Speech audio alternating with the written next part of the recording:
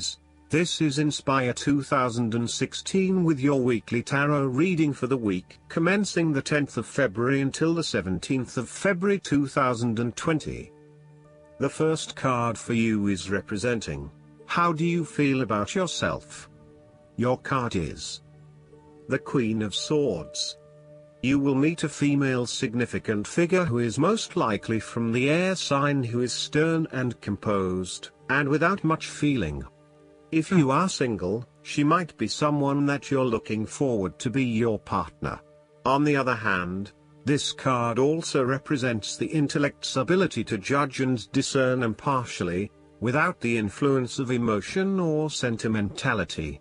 She likes to know the how, what, why, where, when and who of everything to help her make sense of her environment and to better understand others. It is not that she does not care about others, but she connects to other people through an intellectual understanding rather than an emotional understanding. The Queen of Swords is a sign that you need to be independent in thought and in judgment. You must use your unbiased intelligence in order to make a judgment of a particular situation, drawing upon every piece of information and fact that you have gathered along the way. Empathy or compassion towards others may distract you from the task at hand, so it is important that you think with your head and not with your heart at this particular time. Do not let emotion get in the way. Rather, use fact and logic to make your decisions. The Queen of Swords also has an innate ability to tell it like it is. She is a quick thinker and highly perceptive, and as such, she can cut through the noise and confusion to get straight to the point. There is certainly no beating about the bush, or softening of her comments, opinions and thoughts. She is upfront and honest about her opinions, and expects the same from others. The best way to interact with the Queen of Swords, therefore, is to remain as impartial as possible, and to present your thoughts and opinions concisely and honestly. The second card for you is representing, what do you want most right now?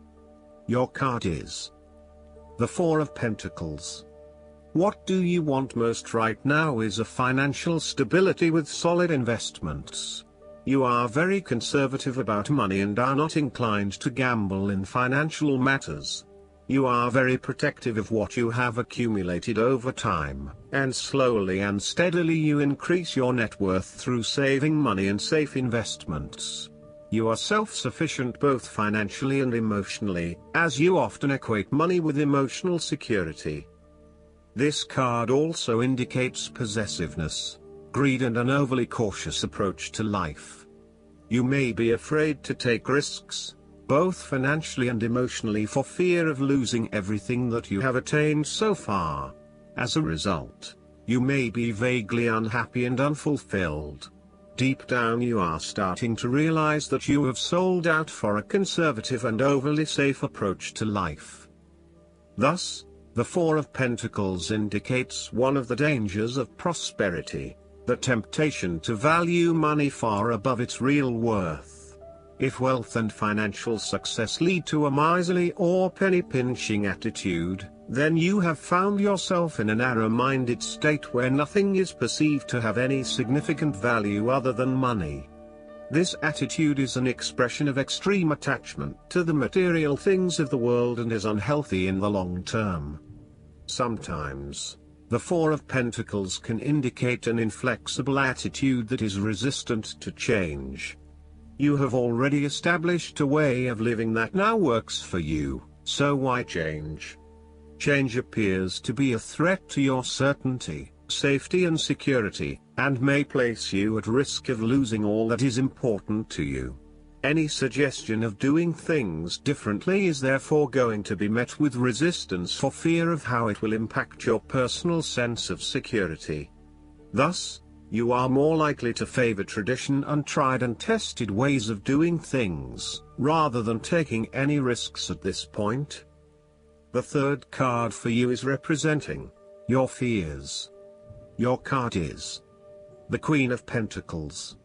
You are afraid and feeling worried about whether you can be financially independent. while also still maintaining your family connections. You may be concerned that if you invest in your career or financial well-being, you might not have enough energy to invest in your family. Sometimes, you just cannot do everything and you will need to make some choices. You are also becoming very consumed in your work. You may be placing your career before your family or your relationships, and this is having a detrimental impact.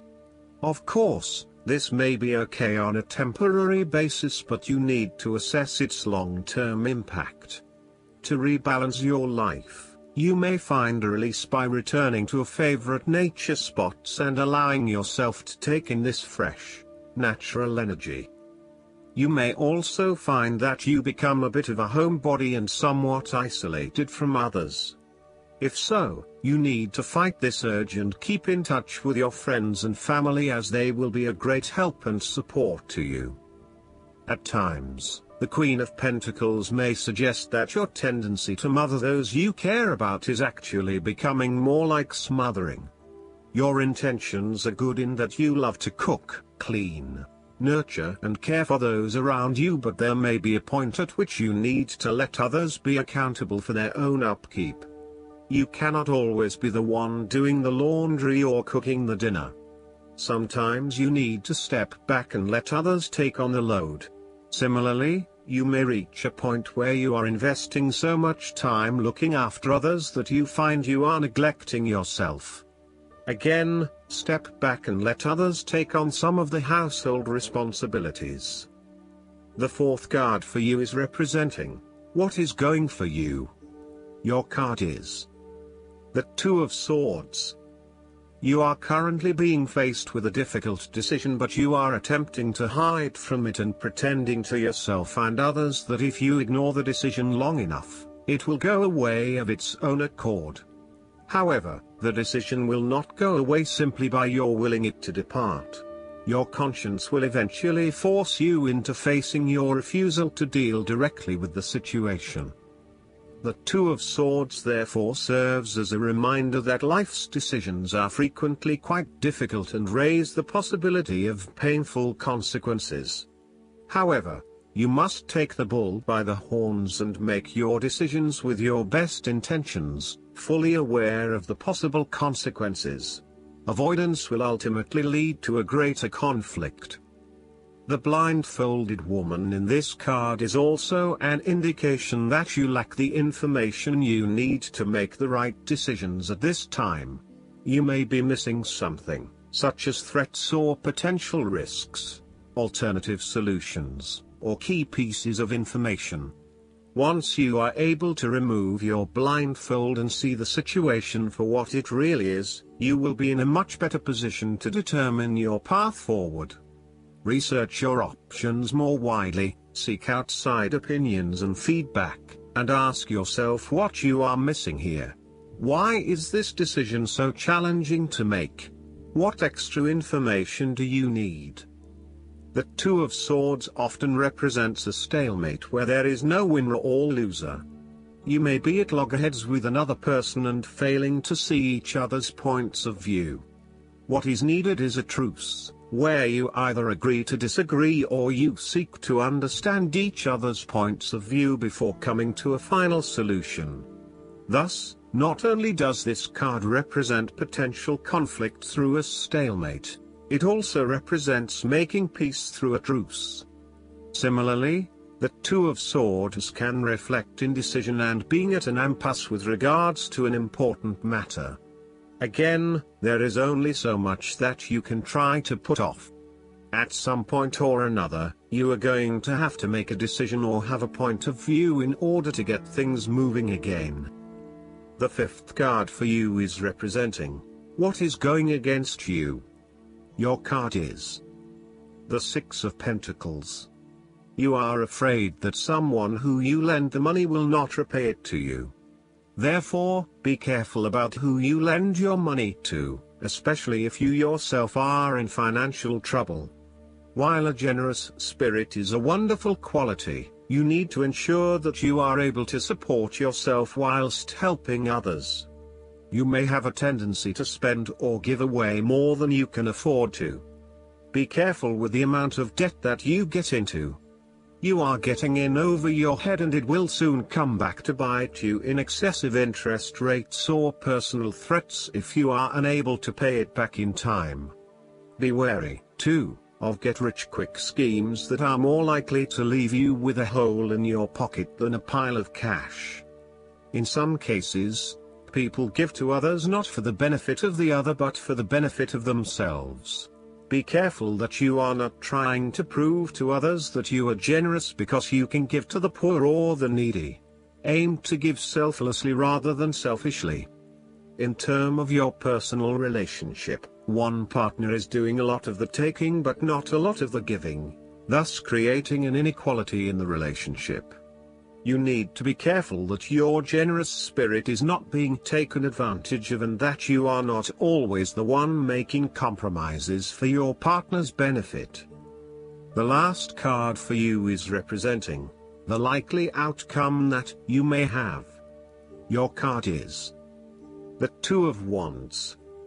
You have been able to take your idea and turn it into a feasible plan that you know will lead to your success. It is no longer just an idea but you now have a plan in place to ensure that your idea is carried out as you had intended. The Two of Wands is also about discovery, particularly as you step outside of your comfort zone and explore new worlds and new experiences. It may take some courage to take the first step, but this card gives you the confidence of self-knowledge. You know what your goal is, what your creative process is directing for you, and you are confident in its eventual fulfillment. The Two of Wands indicates that you will begin to consider your longer-term goals and aspirations and will plan ahead for what you need to do to achieve these goals. You have already come so far but now you feel it is ready for a change, this time with your long-term future in mind. You may be considering overseas travel, further education or a major career change at this point in order to expand your learning and development, and to grow your horizons beyond your immediate environment. With careful planning and a moderated approach, you will set yourself up for success in the future. The twos in tarot often represent decisions of some sort. In the case of the Two of Wands, you are making a decision between sticking with what you know, or expanding your horizons and taking a risk. You know that the world has to offer you something bigger or more meaningful, yet you are also aware that in order to maximize on this opportunity, you must leave your familiar grounds. Even though you have already invested a lot into your current circumstances, for you to be able to grow and to maximize your potential, it is imperative that you step out into a new world and explore your options. This card shows the patience and focus of your intent. You have got the ball rolling and have started out on your journey, so now it is time to patiently wait for your rewards and watch as your ideas begin to materialize. Last but not least, the guidance card for you is the World. The angels sent you this card because you have happily completed something of great importance. They are congratulating you on a job well done. You're now ready to move on to something new.